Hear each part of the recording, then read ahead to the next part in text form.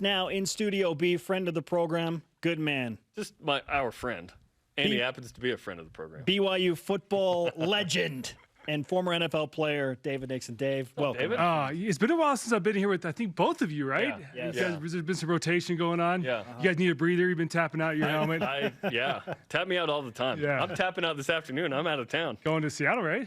Portland and Seattle. Portland, nice. Yep. Very nice. Yep. Jeremy has things to accomplish. Meanwhile, David, we stay here and we grind. We're grinding here. We nurse our mental wounds. You won't be grinding next Tuesday. You won't have AFR. Come on, man. How's your bye week recovery coming along, David? Well, after today, after we get done with AFR and we finally get it out of our system, that's when my R&R will start. But in the meantime, we've got some work to do today and recap this loss and see what this BYU team can do better moving forward, because I think there's a lot of things. I mean, that's the whole purpose of the bye week. A, get healthy, but B, you go in and do a full assessment of your team. You look at your pros, the cons, the strengths, the weaknesses, and you figure out what you need to do and what you need to change moving forward, because there's some games coming up with Boise State, Utah State, that BYU's got to win those games. And so this staff has got to go in and kind of do a full evaluation of the program and figure out how they're going to move forward and win some ball games. Do you feel like BYU has to win Boise State to salvage something with this season? Why do you say they have to win it? I don't know if necessarily have to salvage it. I mean, I think BYU needs to get to that 8-4 number. And so, yes, you've got to beat Boise State or Utah State and win out in order to accomplish that. But I think in order to get the whole fan base back on the train, I think you have to beat a ranked Boise State team here at home. And it goes back to, once again, protecting your home field advantage. And that's something BYU struggle with, especially, dating back to Washington and what happened with Utah. So 1-2 is not going to cut it. You've got to have at least a winning record, if not a perfect record at home. And BYU's got to get back on track with Boise State coming up. Yeah, it comes down to that. BYU has to beat Boise State to finish with a winning record at home. And I think it does salvage something. I think it salvages a winning record at home. It salvages, yes, we've beaten 2 ranked teams this year. We're still good. BYU gets a 3rd win in 10 tries overall against Boise State. I think it would. If BYU doesn't, and let's be honest, Boise State has been a tight matchup with BYU, which is awesome. I think Boise State isn't the 16th best team in the country. I would agree. I think they're a top 25 team, but 16 just feels like they're benefiting from the Kellen Moore era in that respect. Florida State's not that good. Air Force was okay. I don't know. When you watch them on film, opportunity. I agree. When you watch them on film, they got a freshman quarterback that's still figuring his way out. And I think a BYU defense that hopefully during this bye week changes a few things. They decide to get more pressure and play a little smarter. But I think you can get after a freshman quarterback like that at home. Hopefully the fan and the crowd is into it and creates that environment as well. But first things first, you got the bye week and then USF. I mean, we've shown from this team that you can't take any game for granted and mark it down as a W. And for one reason or another, this team it's a roller coaster, emotional highs and lows where they do great one week and then struggle the next. And frankly, that comes down on coaching. The coaching staff has to get these guys ready for a game like Toledo.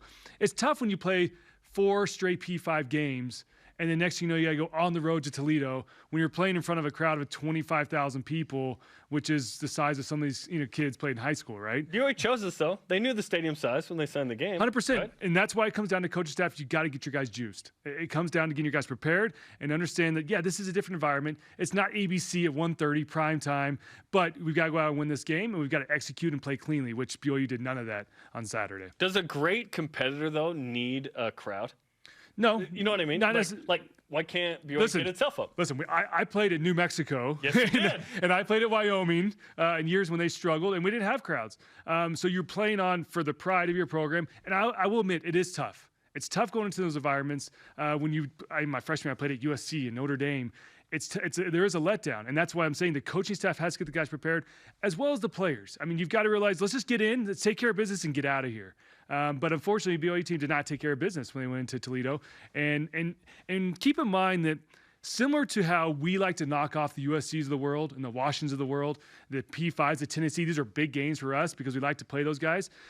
The same team, Toledo, USF, these teams love to play BYU. And it's their Super Bowl when they get to play BYU. And so you're going to get their best shot. Yes. And you got to go in with that mentality that you've got to play a great game in order to come out with the victory. Yes, Toledo is saying, we just beat the team to beat Tennessee and USC. Like, it was a big game. Which aspect of last Saturday's loss concerns you the most, David? For me, it was the third downs, the lack of being able to convert on third down, and not only on third down, but the third and short. 3rd and 1. The fact that BYU could not establish that line of scrimmage and get a push against Toledo's defensive line, that front seven, was pretty concerning for me. And so for one thing, I think the main thing for this offense during this bye week is to go in when they do their self-assessment is how can we get better on short yard situations? Because there's going to be plenty of those situations coming up when you do play Boise State and Utah State and San Diego State down the road. So you've got to find a way and find a package that works for them. Shoot, put Kyrus Tonga back in there at fullback and just run straight downhill. Get into ice, under the center, I formation, and just run straight downhill. And I guarantee you a guy like Emmanuel Supa, as we've seen, he has the strength. He will get that 1 yard. But when you go in shotgun and you do a lateral outside zone handoff or an option pitch like we saw, that allows the defense to string the play out and allows them to get penetration as well. And all you need is one blitzing linebacker or somebody to break that line of scrimmage, and it's a dead play.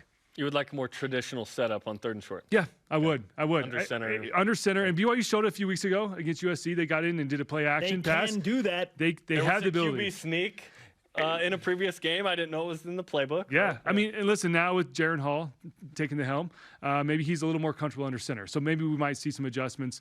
But I think that's the biggest thing, that short yard situation, you've got to get that short up. And that is the biggest story going into the next game. You just mentioned it. Zach Wilson out with a thumb injury, at least for South Florida. We'll see how long. Jaron Hall's the guy. What do you expect against South Florida? And to me, it's like, if you didn't have 3 of those 4 winnable in November, this is the next best game to have a new starting quarterback. For sure. Listen, and with the bye week too, allow him to kind of get a hold of the offense. Although he's been getting the second team reps, so this isn't going to be new to him. And frankly, when you go back and look at the film from that last drive of the game, he had a great command of the offense. Granted, Toledo was playing more of a prevent defense, but I like how he went out there. He was poised, he was confident, and he led this offense. And so I have confidence in him. We looked at him during spring ball and or summer ball and fall camp. And he looked impressive. And there's a reason why he's the backup to Zach Wilson. He's number 2, not further on the depth chart. So I think he'll bring a different dynamic. I think you'll see him running the ball more and getting out open and be able to extend plays and being willing to extend plays. I know Zach's been more of a pocket type guy this year. But I have confidence he can lead this offense. And like I said, USF, listen, they're not great. But they're similar to Toledo that if BYU doesn't go in and play a good game, BYU can get beat. David, in the spirit of a bill that is suggesting college players should and will be paid, what do you think of this? Are you in favor of college players being paid for their own likeness and image starting in 2023 in this movement that's really getting going in the state of California? I'm torn on it, to be honest. I don't know if I have a position yet. Being a former college and NFL athlete where you do make money on your likeness eventually, I saw somebody tweet the other day say, well, if they want to do that, then maybe take away their scholarship. And there's no scholarships, and they just have to capitalize on their likeness and see how it goes. And I think a lot of people would realize maybe it's not so glamorous, right? I think it would change the entire landscape of college football, which scares me a little bit because I like the way it's set up. Of course, BYU trying to get in P5, et cetera. Mm-hmm. But I think you would see people just heading to big markets, similar to what happened in the NBA. What happens with the NBA? You see players move on to bigger markets because there's a better opportunity to capitalize on it. So I'm leaning more towards the camp of I don't want to see that happen. But I understand where players are coming from. I mean, it's a different day and age with social media and ways you can monetize yourself, and so we'll see. We'll see how it plays out. But at the same time, it is a little bit scary. You were 15 years too late. Sorry, Dave. Yeah, dude. I know. I say it all the time. I played on Versus in the Mountain. I was definitely too late to the game. That was bad. Okay, thanks, David. Yeah, always fun.